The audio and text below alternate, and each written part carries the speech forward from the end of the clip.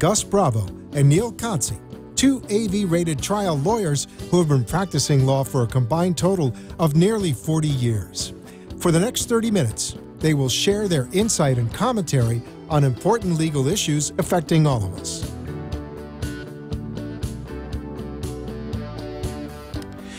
A farmer was accused of bestiality. For those of you that don't know what that is, you're going to have to look it up. With his farm animals. And before the trial, or before he was going to go to trial, he realized he needed a lawyer. And so he went to one of his friends and said, I need a lawyer. I've been accused of bestiality. Can you help me with a lawyer? And his friend says, I know two. One is a very good trial lawyer. He's very expensive. He's not very good at picking a jury, but he's very good in the courtroom. The other guy I've heard is great at picking a jury. Not that good at trial, but he's really cheap. Farmer didn't have a lot of money, so he said, I'll take the lawyer who knows how to pick a jury.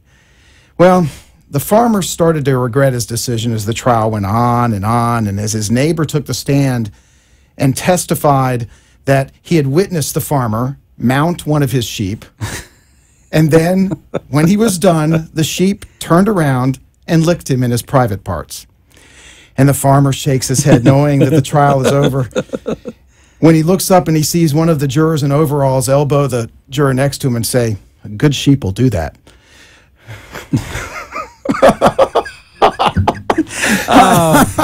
Welcome to Attorney Confidential with Gus and Neil. It was funny because I wasn't expecting that to be the punchline.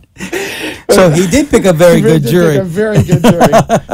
And it goes to show you sometimes it's better to... It's all about the jury. So welcome to Attorney Confidential with Gus and Neil.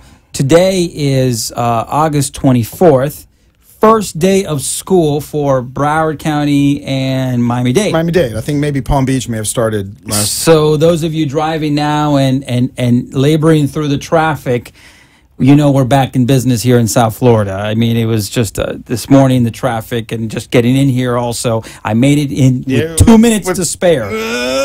1 minute, but we'll... So look, we have a lot of stuff to talk about, but if you don't want to just hear us talk about just, random stuff, please call us. 888-565-1470. You can Facebook us. You can tweet us. You can pretty much try to reach out to us. You can text Gus on his cell, which is 954. Yeah, and then I'll give out your home address too in the process. Exactly. And you can send sweet nothings to Neil. Look, we want to make this a little bit interactive. I think we're going to have to come back and offer some koozies or something to get folks to call. But look, we'll be happy to answer any legal question you may have without giving you legal advice, but sort of guiding you in a very specific direction. Well, fair enough. Look, there's a lot of I think a lot of topics. To me, the two main topics that I recall from last week and just recently were the Jared Fogle, Mr. Subway. Ouch. Mr. Subway, who I think we have a picture of him hopefully coming up in the near future of Jared exiting the courthouse. For those of you who don't know, Jared Fogle was the spokesperson for Subway, and he was arrested on, I believe, child pornography charges, and obviously he's no longer the spokesperson for Subway. He's not. I don't want him talking about 6 inches. Come on. Anymore. So, there's a picture of Mr. 6 inches. He'd be like, really? Thank you. Really, yeah. Well, there's a picture of Jared wearing a hoodie, looking kind of creepy, actually. That's the front of his house, and those are FBI agents who confiscated his computer information. So, look, I'm glad we made the call out to people, because otherwise we'll go into this whole discussion about inches and whatnot. Exactly. So I think we want to go away from that. So Miguel is on the phone. Miguel, please rescue us and go ahead. You're on Attorney Confidential with Gus and Neil.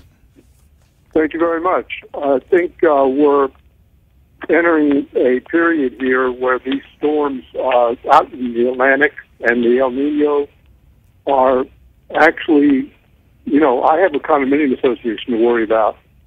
Would you do something? Is there such a maybe a prophylactic advice you've got to hire a lawyer first before I get any damage? Well, are you on a board of a condominium association, or you live in a condominium and you're worried about damage? Which side of the coin are you there? Yeah, my wall has been there for 50 years, separating the common elements from the waterfront. Right. All the new Arvida developments have that. The walls, and they just fall down. And mine is like I'm responsible 6 inches away outside of the wall. I never heard of that. Have you? That's in the declarations. Right. In the declarations condominium. Yeah, there's the declarations are these for those who have ever purchased a home in an association or condominium. These are very detailed, long, but very detailed, descriptive covenants, if you will, or contract that the condominium association has, where they provide about what you're responsible for and what the condo association is responsible for. But it sounds like the damage, even though you're talking 6 inches that you're responsible for, if the damage is originated from the common area or the common elements, I think that's usually my experience, and we've done a little bit of this litigation. It's where the damage, the source of whether it's water, where the damage originated. It's not where it is. I'd love to take them to court and make an example of them, because I think they don't understand that all of these sinkholes were all turned into lakes.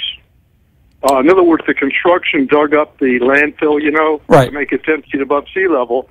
And now it's settling it's like my house is like 6 inches lower to the south. And it used to be perfectly level. All my tile and the floors are breaking. Again, if the wall falls over, it's their fault, not my fault. Well, what I would suggest, and it's settling horribly. Yeah, I look and settlement down here, and obviously we have sand, and so it's very common. Court is the ultimate destination if you have to go there. But before you get there, I don't know if you've already contacted your homeowner's insurance carrier or had the association do the same with their property insurance company, to have someone go out there, an adjuster, an expert, to go out there and make an assessment. I already hired the construction company, and all they did was stick some inflatable plaster, which now they have a new kind of substance, which you buy at Home Depot. Yeah, but that's different. That you're and that's good that you took the initiative and try to what's called minimize or mitigate your damages. I'm still thinking I should be on your, for the rest of my life. I still think I should have representation, don't you?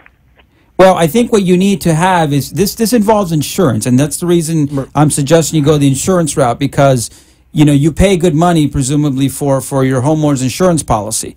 And so hiring a contractor is one thing. Contacting the insurance company so they send an adjuster or someone who's familiar with the construction to figure out where the damage originated, that's probably going to be more important, because then that's who's going to foot the bill. And if it's damp ground settling, I don't understand. Is it sinkholes? Sinkhole insurance? No, we do look at your homeowner's policy, and it'd be your homeowner's policy as well as the condo's policy. Correct. And a claim should be filed with both, frankly. And then if each insurance company denies the claim, one of the two is wrong, likely, and then the lawyer goes after the insurance company. They're the likely defendant here. You know how Citizens is. It's basically nothing like State Farm used to be. Yeah, Citizens insurance of last resort, and obviously we had all those hurricanes in 04, 05 that most of the carriers got out of Dodge, well, so to speak. What would you do if you were if you had a huge like I do, and a huge reverse mortgage that I got when I was 62, and everybody died, and again, I don't mean to be offensive in any way, but I don't think it's possible. I'm just going to have to go bankrupt then, right? If this thing blows over that wall today? Well, no, because once that happens, then insurance is going to, either your insurance or the homeowner association's insurance should cover it. Right. And there might be a debate between the two insurance companies, but at the time that happens, that strikes me as something that is covered by insurance. Yeah, one way or the other. And you want to put both carriers on notice. Because Absolutely. One of the things that a way for insurance companies to get out is you notified us too late. And so let's say the walls now, because of the settlement, because of all that movement, are now weakened. They're more susceptible to windstorms.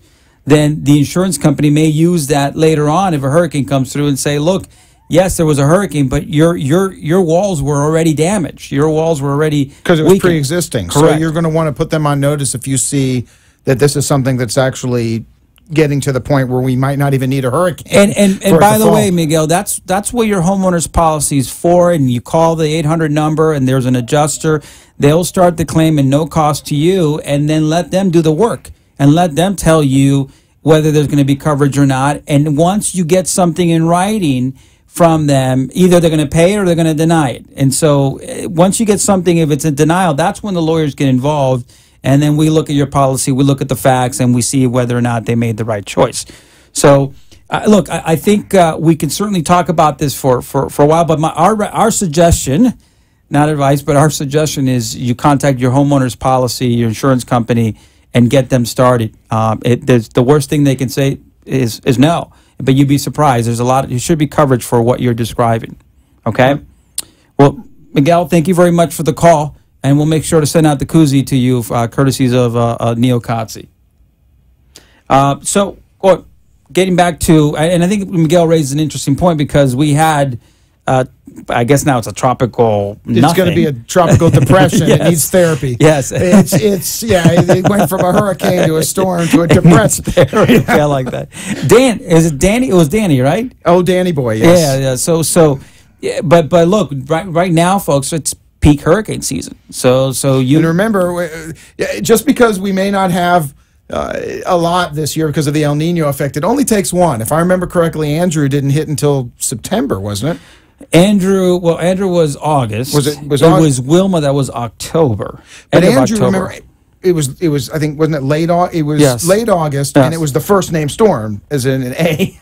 So it doesn't take much. I mean, Very it's that good one deductive storm, reasoning there. So the fact that you've got we're into late August, almost to September now, does not mean that we're not going to get a hurricane. The season doesn't end until and November. look, and we talked about this in a previous show when the hurricane season started back in, I want to say it's June, but it is important to we're not suggesting you got to read your homeowner's policy unless you have trouble sleeping at night, but whoever sold you that policy, it's your agent.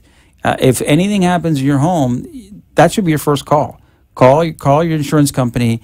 Let them tell you whether or not there's going to be coverage. They will normally send someone out, and they will do an investigation. They will do an inspection, and then ultimately, whether there's a coverage or denial, they'll send you something in writing, and that gives us, the lawyers, enough of a background to when we take over, if we need to get involved, we know you've covered those bases. So, but I was talking about Jarrett, and because that reminded me that I said two things, and the second thing was Ashley Madison.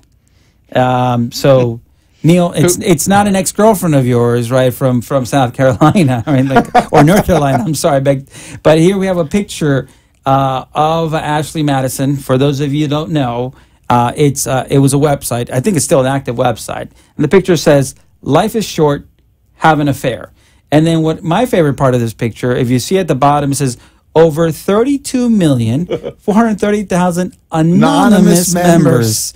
So here's what's happened for those of you that have been under a rock for the last, I guess, couple of weeks. Ashley Madison is his website where, like it just says, people register anonymously, supposedly, and to try to set up some kind of affairs with other members. The information is supposed to be kept very secret. Well, they hacked it, and so now they, I guess, I think it's some Christian group. I'm pretty sure that some kind of Christian group has now started slowly releasing the information online. Look, aside from the fact that hopefully neither you or I, Neil, are among the never heard of the site until you told me about it. Nice, good answer, good answer. So look, we're coming up on the halfway point. So at the second half of the show, we'll talk about the Jarrett Fogo incident and Ashley Madison, and really we're in a larger scale, it's cybersecurity and the laws that are starting to catch up to some of these issues Absolutely. we're having with the internets, right? Mr. Al Gore's the worldwide interweb. Yeah, you go. So if you have any questions, call us. You're listening to Attorney Confidential with Gus and Neil. Attorney Confidential with Gus and Neil is being brought to you by the law offices of Neil D. Kodzing and Bravo Law. Bravo Law is a business litigation firm known for providing common sense solutions to small businesses and individuals throughout South Florida. Mr. Bravo is rated AV by Martindale-Hubbell and Superb by AVVO, the highest ratings available from these two entities. The law offices of Neil D. Kodzing is a litigation boutique with offices in Broward and Miami-Dade counties. Mr. Kodzing is a veteran trial lawyer with nearly 25 years of jury trial experience. He is also a two-time recipient of the South Florida Daily Business Review's Most Effective Lawyer Award, a recipient of numerous awards for providing pro bono legal services, and has been recognized by the National Law Council. Call our office, 786-464-0841 or 954-790-6711, and get informed. You're listening to Attorney Confidential with Gus and Neil. If you have a comment, question, or just want to contribute to the conversation, call the show at 888-565-1470 and share your thoughts on what's going on. Now, back to Gus and Neil for more Attorney Confidential. And we're back with Attorney Confidential. I'm Gus. This is Neil. Yeah, and we left with the internet's joke. We keep on talking about. I'm going to defend myself really quickly on an earlier show when we talked about logging into Google, because we finally bought my 11-year-old her phone. It doesn't always happen. You can, in theory, log in. And when we could not get her into Google without logging in, apparently you have to start an account, and then once you do it, you're logged in. No. Gmail. I think you're confusing Gmail and all the things. Well, no, the Google search thing, you had to create a Gmail account, and then we had to use my account, and then she logged into Google. Okay, so anyway. I stand corrected, Neil. You can log into Google, but you and I both know that that's not really what you meant. So look, we're happy to take your calls and questions. 888-565-1470. We were, before the break, we were talking about Jared Fogle and Ashley Madison. Jared Fogle of the Subway fame. For all we know, Gerald Fogle was a subscriber to Ashley Madison. Absolutely. It seems like they're a little too old for his taste. I'm going to assume Ashley Madison at least limits it to above 18 years old. You would assume so. So this raises a bigger question, because today, I don't know if it was today, but I read on Reuters Legal that the FTC, the Federal Trade Commission, had an opinion upheld by the Third Circuit Court of Appeals, which Third Circuit, I think, is D.C. or that No, area? D.C. has its own circuit. Third Circuit is Philadelphia. Okay, Philly. I'm pretty sure. So the Wyndham had its systems hacked into it, Wyndham, the hotel chain, and the customer information, the credit card and personal information was revealed, just like it happened with Target a couple years ago, and just like it's happening with Ashley Madison now. And so basically the opinion was the FTC got involved and tried to find the Wyndham. Wyndham said, "Hey, look, you're overstepping your bounds." But the reality is, there's no one else to police it. There are no fences on the internet, and I mentioned this to you during the break. Good fences make good neighbors, and I think we're getting to that stage online where we kind of have to put. We have firewalls.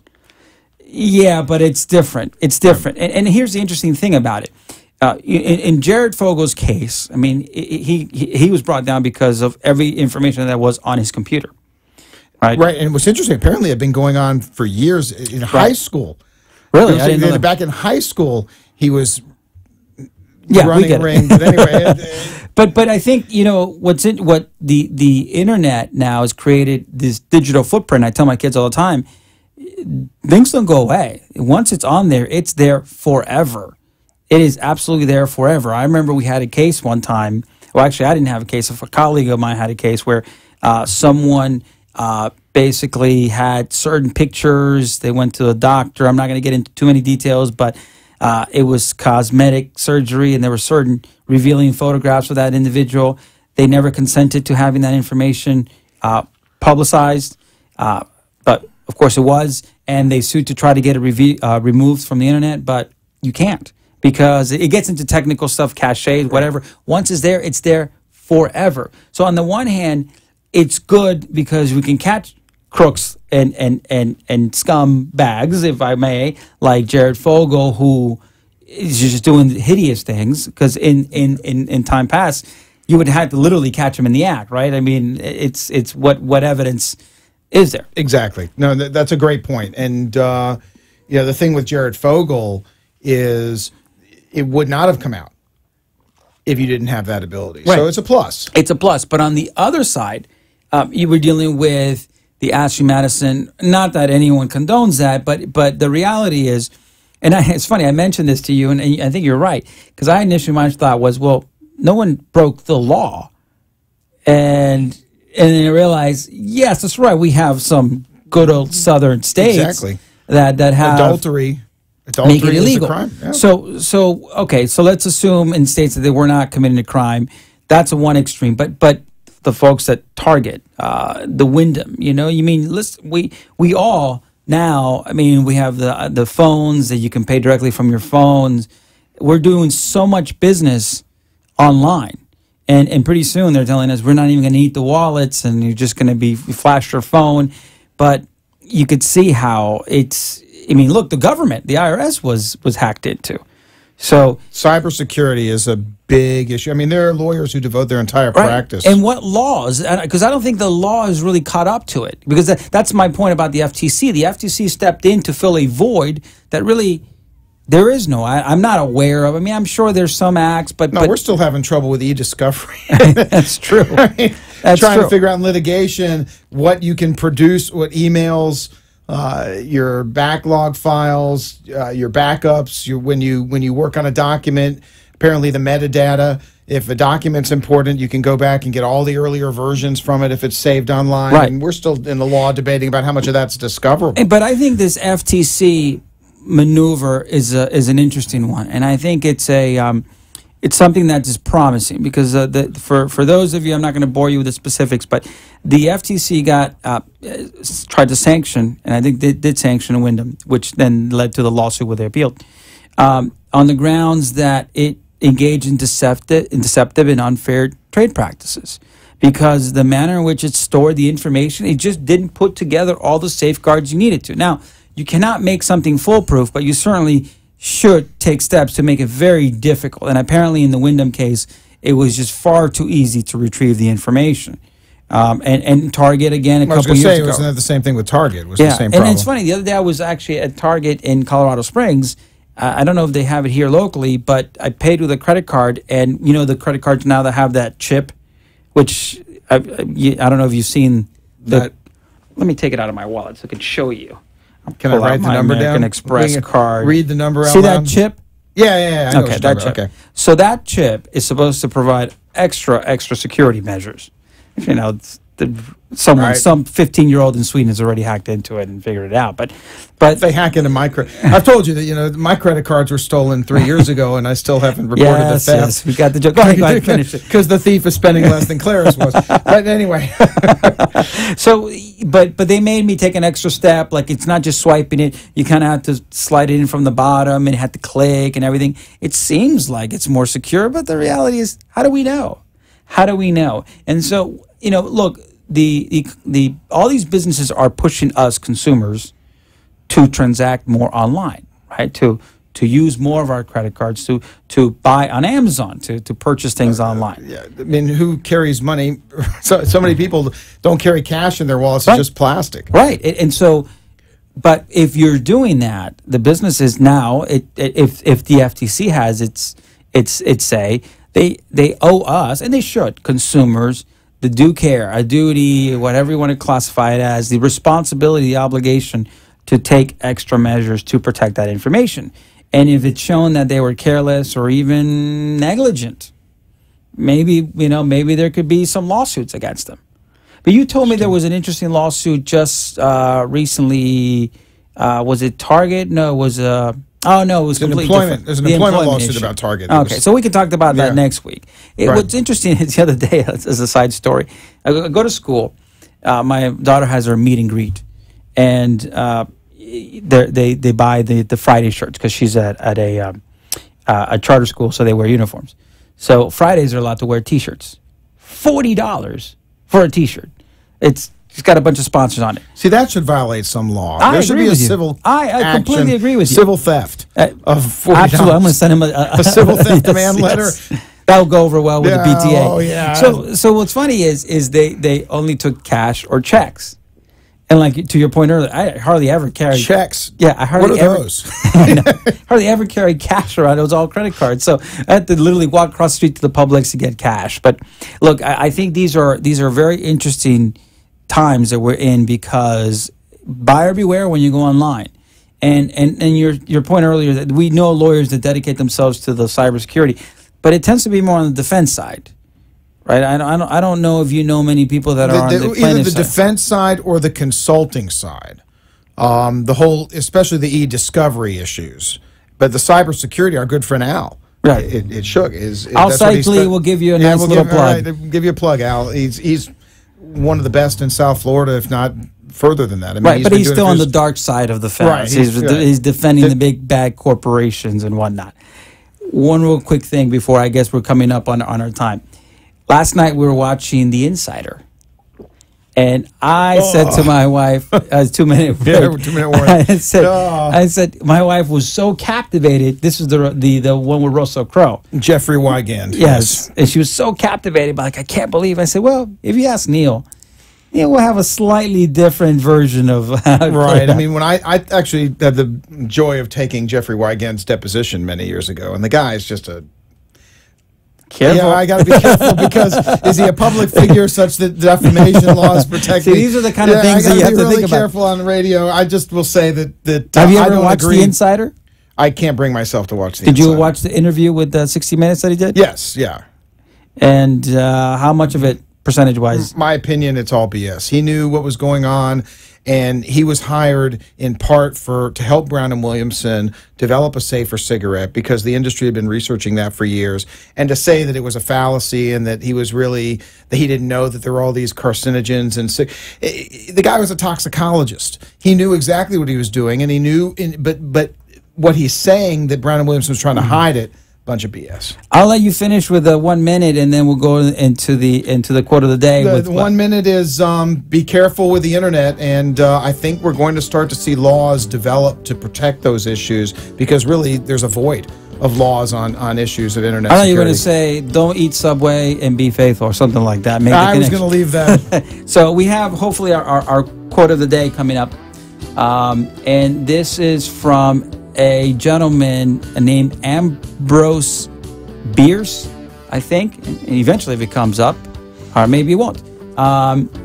He wrote the book called The Devil's Dictionary, and so it literally the one I have was about the law, litigation. Oh, there you go. Well, this is different. Ambrose Bierce. He says, "Speak when you are angry, and you will make the best speech you will ever regret." I like that. Ambrose Bierce. Look it up. He's got some great quotes. Tune again next week with Attorney Confidential with Gus and Neil. We'll talk more about Jeffrey Wigand, because I think you have more to say. Yeah, don't get me started. All right. Good evening, everybody. You have been listening to Attorney Confidential with Gus Bravo and Neil Kotze, two rated AV trial attorneys with over 40 years of experience. Tune in next week for another episode of entertainment, insight, and just plain fun. That's Monday, 6 p.m. on WNN, 1470 AM. See you next Monday for more Attorney Confidential.